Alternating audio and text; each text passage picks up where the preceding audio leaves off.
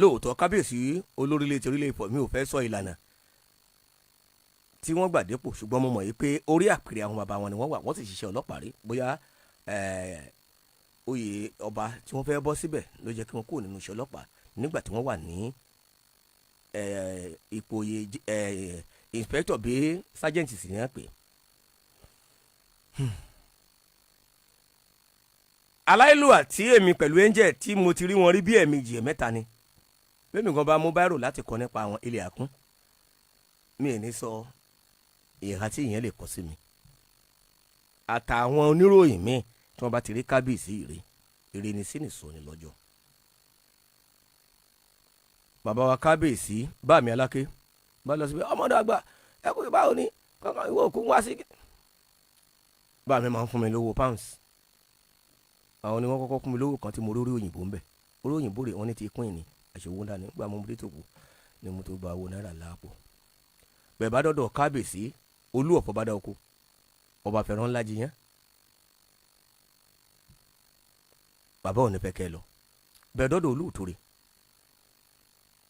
àwọn bàbá wa kábíyèsí kan bẹ́ẹ̀ èèyàn máa ń pa wọn bí ọtí ni pé wọ́n fìyàn jẹ kábíyèsí kò túmọ̀ sí wípé ó lẹ́nu ju àwọn tó kù lọ o orí ló ń gbé ni dépò ọba o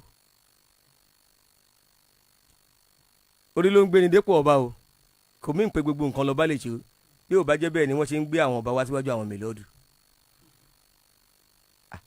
ọba tí controversy bá wà lórí àwọn mélòdù àwọn adájọ́ ni ó pé wọ́n rọ̀ lóyè adájọ́ ó sì wà nípò ó dìgbà adájọ́ bá rìtáyà ẹ dẹ́kun ṣé kábíọ́ ò sí wá nù àtàbùkẹ́yìn wọn bá wá ṣùgbọ́n àkókò ti tó tí àwọn bàbá wa kábíyèsí ẹ̀yẹ àti ìyà àti ẹ̀rù tó wà nídìí oyè yìí táwọn bàbá wa gbọ́dọ̀ tí wọ́n gbọ́dọ̀ ṣe bó ṣe yẹ kí wọ́n ṣe. èyí tí kábíyèsí olórílẹ̀ ti Ifọ̀ tó ń jàràn lórí social media yìí kọ́ làkọ́kọ́ torí ìgbésẹ̀ tíjọba ìpínlẹ̀ Ògùn ti gbé ní òní jẹ́ kí n fi àwọn kankan lójú kó má tún lọ wú àwọn nǹkan mi yọ ṣùgbọ́n máa sọ méjì pé tí èrè rẹ̀ wà lọ́wọ́ mi mo ní bíi mẹ́fà tẹ́rì rẹ̀ wà if you challenge me I will produce it. ní Orílẹ̀ Ifọ̀ ẹni tó jẹ́ Mufasir Orílẹ̀ Ifọ̀ ní àfáà kan tí wọ́n ń pè ní Asis lọ́dún 2019 nínú November wọ́n fẹ́ jẹ oyè kan nínú mọ́ṣáláṣí wọ́n wá contemplate wípé ẹ jẹ́ kí Olórílẹ̀ Ifọ̀ gbọ́ wọ́n yẹn wá ní bóyè ẹ̀sìn Islam ni a fẹ́ jẹ mélòó ni oyè ọ̀hún oyè tí owó tí wọ́n bá pa ń bẹ̀ bóyá ló lè wọ 10,000 tá a bá fẹ́ ṣe èyí tó fẹ́ jù á jẹ́ kí kábíyèsí ó gbọ́ ẹ jẹ́ ká rọra ṣe léyìí ní bòńkẹ́lẹ́ lábẹ́lẹ̀ léyìí òtún tí a lè máa bùn ọba gbọ́ ṣé bí mùsùlùmí lọ́ba Olórílẹ̀ Ifọ̀ mùsùlùmí ní àfáà Sẹ́míù ìgbà yìí ló yẹ kí àwọn mùsùlùmí kí wọ́n ti ké gbàjáde síjọba ìpínlẹ̀ Ògùn ìgbà yìí ló yẹ kí àwọn mùsùlùmí kí wọ́n ti yarí ìgbà yìí ló yẹ kí àwọn mùsùlùmí ti jẹ́ kí bàbá wa ìmáàmù gbogbo Ẹ̀gbá bá mi Sàdálà kí wọ́n gbọ́ ló yẹ kí wọ́n ti jẹ́ kí àwọn bàbá wa Fadilatu Sheikh Iskila Wali Sugar wákìlì mùsùlùmí gbogbo ilẹ̀ Yorùbá Ìdó Delta tó yẹ kí wọ́n gbọ́. nígbà yìí ló yẹ kí àwọn mùsùlùmí ti kọ̀yà yìí wọ́n sọ̀rọ̀ yìí àwọn ń gbèrò láti tá a bá fẹ́ jẹ oyè ńlá àjẹ́ kí ni mo sọ pé Mufasir 2019 ọ̀rọ̀ ìṣẹ̀lẹ̀ lórílẹ̀ Ifọ̀ ọba Sẹ́míù náà ló wà ń bẹ Adéwálé Ògúnjọbí wọ́n wá lo ète wọ́n wá pé Mufasir gbogbo orílẹ̀ Ifọ̀ àfáàfíìs wá nígbà tá a bá ṣojú òpó rẹ̀ a máa gbọ́ kábíyèsí ló kọ́ ti Mufasir ṣubú wọ́n wá pàṣẹ fún àwọn gídàn kó tó wà láàfin wọ́n na Mufasir gbogbo ìlú ẹ̀gbọ́n àfíìsì Òkun Adé mo rò pé oyè ńlá ni Mufasir nínú ìlú kan ǹjẹ́ nọ́mbà 3 kọ́ bí nǹkan Mufasir wọ́n dá Mufasir odindi Orílẹ̀ Ifọ̀ àfáàfíìsì wọ́n dá dọ̀bálẹ̀ wọ́n wá ná ojú wú hospital ló láǹsí wọ́n ya jàlábí àti ìbẹ̀ lọ́rùn rẹ̀ abo eléyìí náà mọ́lẹ̀ lórílẹ̀ Ifọ̀ alọ́ba. tẹ́ ẹ bá lè rí àmì ṣe gbogbo ogun tó lóhùn ní gbọ́ tó lóhùn ní gbà lórí ayé yín iná agbára Ọlọ́run máa jó dànù kí lè nǹkan tẹ̀ ń là kọjá tó dàbí pé ẹ ti wá ọ̀nà àbáyọ ṣùgbọ́n tí ẹ ti rí ọ̀nà àbáyọ ẹ ti pàdé wòlíì yín ló fà ṣùgbọ́n arán mi sí ọ lónìí dádì, arán mi sí ọ lónìí mọ́mì. Olúwa lòun fẹ́ ṣe nǹkan ńlá nínú ayé yín. Olúwa sọ wípé gbogbo tẹ́ ń là kọjá yẹn òun fẹ́ fi òpin sí. Kí nìkan tẹ́ ń là kọjá lórí ìgbéyàwó ni, lórí ọmọ ni, lórí iṣẹ́ ni, níbi gbogbo ni, bóyá ogun kan ló dàbí pé ogun yẹn le, ẹ ti gbìyànjú kò tí ì sí ọ̀nà àbáyọ. Ẹ jẹ́ àjọ gbàdúrà, ẹ jẹ́ àjọ wá ojú Olúwa, kí làṣírí ogun yẹn gangan, ẹ jẹ́ àjọ wádìí lọ́wọ́ Ọlọ́run ká dẹ̀ mọ ọ̀nà àbáyọ. Ẹ̀rọ ìbánisọ̀rọ̀ tẹ́ fi pè mí fún àdúrà àti ọ̀nà àbáyọ òun náà ni +234 7025 475427 +234 7025 475427. Bẹ́ẹ̀ ṣe ń pè mí fún àdúrà lórúkọ Jésù ẹ máa rí ìyanu. bàbá lórí ohun gbogbo èyí tó bá balẹ̀ nísìn ṣèdí ọba ògbóná. When you see something you should be able to say something. Gbogbo ẹ̀ ò gbọ́dọ̀ jẹ́ tá a máa ṣe sábẹ́ carpet. A gbọ́dọ̀ rántí ọjọ́ tí a dúró níwájú Ọlọ́run ọba. May we all be counted worthy on the day of reckoning. Ọjọ́ ọ̀dájọ́. Tọ́lọ́run ọba ó máa bi wá pé báwo la ṣe ṣe, tẹ́lẹ̀dúrà ó máa bi wá báwo la ṣe rìn, báwo ló ṣe rí báyìí. Gbogbo ẹni tó rí ẹ̀tọ́ ńlẹ̀ tó fi ẹ̀tọ́ ńlẹ̀ tí ò ṣe. Gbogbo ẹni tó rí ohun tó yẹ kó sọ ńlẹ̀ tó kọ̀ tí ò sọ. Gbogbo ẹni tó ń gbàbọ̀dè, ẹni tó ń gbàbọ̀dè fún lu rẹ̀. Gbogbo ẹni tó ṣe agbára lò. Gbogbo ẹni tó dúró ní ipò ta ni ó mú mi. Àwọn Abíọ́lá dà, àwọn Aríṣekọ́lá nílé Olúyọ̀lé Ìbàdàn dà, irú Ọ̀gágun Sani Abacha ṣàtúnlé rí wọn mọ́. Ó gbó orílẹ̀-èdè yìí lógbòlógbò, bó ti gbó orílẹ̀-èdè yìí tó ṣó kọjá ẹni tẹ́lẹ̀dù àpèsọ̀dọ̀. À ń ṣe gbogbo nǹkan bíi pé àpẹ kan rìn kése láyé, kò sí ẹni tó lè fọwọ́ gbáyà pé òun lòun ó gbẹ̀yìn sáyé.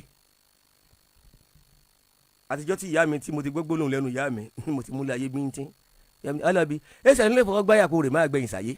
Bó o ṣe lé olóògùn tó, bó o ṣe lé olówó tó, bó o ṣe lé mọ̀yàn tó, bó o ṣe lé gbajúmọ̀ tó, ṣé ìwọ ló gbẹ̀yìn sáyé? Torí o délé ayé báwọn kan ni, ó fi ayé lẹ̀ fáwọn kan ni, àwọn tí wọ́n fi ayé lẹ̀ fún àwọn náà wọ́n tún fa ayé lẹ̀ fáwọn kan ni. Ọmọ ọ̀dàgbọ́dà ṣé mi ni wọ́n gbẹ̀yìn sáyé ńgbà mo ti bímọ? Ìṣá ní gbàdúrà káwọn ọmọ mi ó ṣáájú mi kú, n ò ní gbàdúrà káwọn àbúrò mi ó ṣáájú mi lọ. Bó ṣe rí náà nù, àfi tó o bá ya òṣìkà àyè tí wọ́n náà wà ń wò bó jẹ́ 60 years ni wọ́n, bó jẹ́ 40 years ni wọ́n, ó ṣáà láwọn àbúrò. Ṣé o gbàdúrà káwọn àbúrò rẹ̀ ṣáájú rẹ̀ kú ńgbà tó ò ní ju sáyé? Ta ló pò fi tiẹ̀ jù? Tá a bá rántí pé ọjọ́ kan la dépò, ọjọ́ kan la kú nípò, tá a bá rántí pé ọjọ́ kan la délé ayé, ọjọ́ kan la kú láyé. Àdìtúsì ni gbogbo àmẹni tó wẹ̀ wá ńgbà tá a délé ayé, bẹ́ẹ̀ là ní mẹni tí ó wẹ̀ wá níjọ́ tá a bá kú lókè pẹ̀. Tọ́lọ́run bá tiẹ̀ kádàrá pé kí àpẹẹrẹ ẹni tí wọ́n wẹ̀ wọ́n ní wọ́n ń dì ọ́ òun bínú. Lọ rìpọ́ọ̀tì ní pòlíṣàn ní Lágbéjẹ́ sọ pé wọ́n ń dì ọ́. Ìwọ tó yẹ kí inú rẹ̀ ó dùn ẹni tó sọ pé ṣé wọ́n ń dì ọ́ ni tó yẹ kó òhun lówó. O mọ̀ pé ẹni mùsùlùmí bá rókù rẹ̀ dì lókù rẹ̀. Ọba yìí náà Mufasiru Olórílé Ifọ̀ àfíìsì ni Mufasiru òun jẹ́. Ẹ lọ sí Ifọ̀ kẹ́ lọ ṣàbẹ̀rẹ̀. Ọdọ́dọ́bù kan bẹ Ọlábùlọ àbí ṣọ́pù Alọ́ba. Mo pè wọ́n lónìí mi mọ̀ bí wọ́n sọ fóònù mo pè wọ́n fún bí ẹ̀mẹ́ta. Ọ̀rọ̀ Yorùbá lọ́ba wọ́n so àwọn ọmọ ṣíà ni kí wọ́n tó nà wọ́n. Mo mọ ohun tí wọ́n ní wọ́n ṣe, ṣùgbọ́n tó yẹ pé mo láǹfààní àti bá wọn sọ̀rọ̀ ni màá sọ tí wọ́n ní wọ́n ṣe. Ọba ní kí wọ́n ó de onídìí ọ̀nàrẹ́bù mọ́ ṣíà. Ọ̀dà kí ló fa aáwọ̀ láàrin Olórílé of Orílé àti former speaker l'Ogun State ẹ̀gbọ́n mi Olúọmọ Ìbejì? Kí ló fa aáwọ̀ láàrin yín? Fídíò tó líìkì yìí náà níbi ìwà ni. Fídíò tó líìkì yìí náà ṣebí January 21 ọjọ́ Tuesday lọ́rọ̀ ìṣẹ̀lẹ̀. Kí ló dé tí ò líìkì láti gbà yẹn? Níbi ìwà ni kábíyèsí, níbi ìwà ni. Gbogbo àṣírí ibi fídíò yẹn ṣe líìkì ni níbi ìwà ni. Ìbéyàn ara yín náà ló rìkọ́dù ló sì líìkì ẹ̀.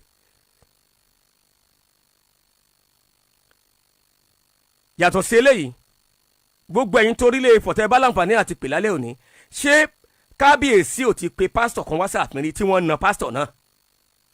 Ẹnìkan ta ilé bàbá rẹ̀ dákun, kí ló kan ọba pẹ̀lú mọ́tálé bàbá mi tí ń bẹ nínú ìlú tàbí mọ́tálé ìyá mi? Ṣé ilé bá ìyá mi kọ́ ni? Ọ̀tọ̀ lájẹ́jọ́ lẹ́yìn lọ́tọ̀, ọ̀tọ̀ lẹni tí wọ́n lù téyìn rẹ̀ kán. Ẹ jẹ́ kí a wo fídíò molestation yìí bí Olórílé ti Orílẹ̀ Ifọ̀. Fídíò yóò ti go viral, kódà ó ti dé Àbújá. Màá sọ díẹ̀ nínú message tí first PRO ọ̀gá tuwálè ọ̀gá mú ìwádìí yọbí prince kábíyèsí tí wọ́n fi síta ọ̀rọ̀ ti dé máa wá ka àtẹ̀jáde tíjọba ìpínlẹ̀ Ògùn fi síta níbi wákàtí kan ìgbésẹ̀ tí wọ́n gbé lórí ọba. ẹ jẹ́ ká wo fídíò oníṣẹ́jú mẹ́ta yàbí nípa bí olórí ilé ti Orílẹ̀ Ifọ̀ ohun tí wọ́n fi ojú alàgbà Abraham Arinola JP bàbá yìí ti lọ Jerusalem o kìrìsìtẹ́nì ni o ẹ já wo fídíò òun lẹ́yìn yẹn ẹ wá gbọ́ interview tí mo bá bàbá yìí ṣe jù sí.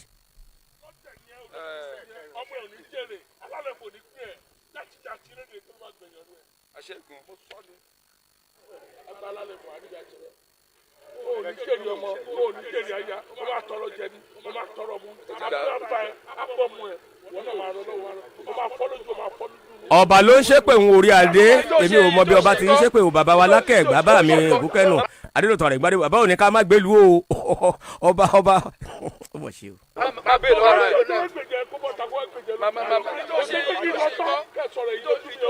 ẹni bá bọ̀ fún ajá ẹni bá bọ̀ fún bàbá lọ́wọ́ bá wù lọ́wọ́ bá lọ́wọ́ ẹni bá bọ̀ fún ajá wọ ẹjẹ ìsọgbọn ìbèrè ẹgbẹ àti àpárẹ ayé wa bẹ òní òjò ní òjò ṣe baálẹ̀ ní àbábá ṣe baálẹ̀ ní ṣe baálẹ̀ ní ṣe baálẹ̀ ní ṣe baálẹ̀ ní àbábá ṣe baálẹ̀ ní ṣe baálẹ̀ ní ṣe baálẹ̀ ní.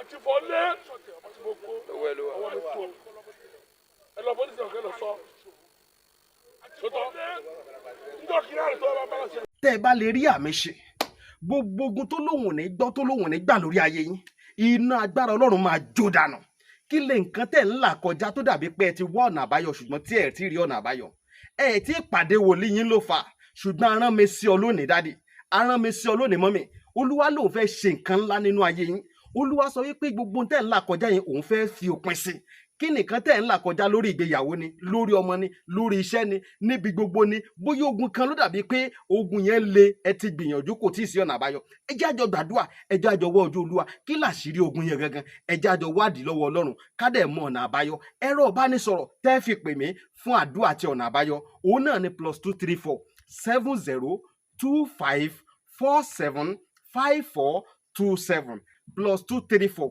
70 25 47 5427 bẹ́ẹ̀ ṣe ń pè mí fún àdúrà lórúkọ Jésù ẹ máa rí ìyanu. tó gbàgbé onílàtẹ̀kọ̀ ọ̀rẹ́ yìí nílàtẹ̀kọ̀ ọ̀rẹ́ yóò sọ pé ọ̀rẹ́ mi onílàtẹ̀kọ̀ ọ̀rẹ́ mi onídàá fún ẹ̀kọ́ rẹ̀ kùnà máa sí ẹ̀yìn ọ̀gbọ̀n mọ́.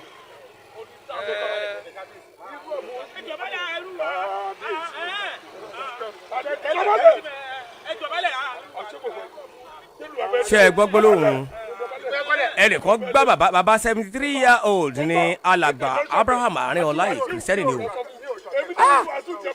ẹ dákun èmi ò mọ báwọn ọmọ bàbá yìí ó ṣe mú mọ́ra o ẹ dákun ẹ já pa sẹ́ńtímẹ́ǹtì tì ta ni wọ́n gba bàbá rẹ̀ létí báyìí bàbá yìí sì bímọ ta ni yóò máa wo àwòrán bàbá rẹ̀ tí wọ́n dákúnlẹ̀ báyìí láìsí pé bàbá yìí jalè láìsí pé bàbá yìí jí nǹkan bàbá yìí kì í ṣe baálé abúlé kan o kì í ṣe pé bàbá yìí jẹ́ baálé abúlé kan kò sí lára olóyè ọba o lórí pé kábíyèsí ń bá baálẹ̀ kan jà wọn ò sì fẹ́ kí bàbá yìí kó máa lọ sọ́dọ̀ baálẹ̀ o wọn dá bàbá oníbàbá dọ̀bálẹ̀ kábíyèsí tó dá bàbá yìí dọ̀bálẹ̀ ọmọ 47 years wọ́n ṣe sẹ́ndì kíní sí mi láwọn tí wọ́n jẹ́ age mate ni wọ́n sọ kábíyèsí tó ń gbá bàbá yìí létí kò tí ì pé 50 ọdún 47 years ọmọ ọdún 53 kábíyèsí ló kọ́kọ́ fi ọwọ́ gbáfìlà kúrò lórí bàbá yìí ẹni tó sì gbá bàbá yìí létí bóyá nìyẹn lè ju ọmọ 30 ọdún lọ tó gbá bàbá létí bàbá yìí tó ń sọ ara àwọn òyà ẹ gbóhùn bàbá yìí àwọn property tí bàbá yìí tà tí bàbá yìí fi tọ́jú ara rẹ̀ àwa dá bàbá oníbàbá dọ̀bálẹ̀ bàbá ọmọ ọdún 73-year-old àbẹ̀rù ewu orí àyà wa náà ò já wípé ṣáà lè dàgbà dé àyè tí bàbá yìí wà à ń torí ipò tá a wà tó lọ́jọ́ nú à ń torí àyè tá a wà tá a padà fi ilẹ̀ à ń torí ìrùkẹ̀rẹ̀ tó wà lọ́wọ́ wa ìrùkẹ̀rẹ̀ tí ò tó tọba aláké ìrùkẹ̀rẹ̀ tí ò tó ti aláàfin Ọ̀yọ́ ìrùkẹ̀rẹ̀ tí ò tó ti kábíyèsí Ọ̀jájá olórí gbogbo aládé ọba.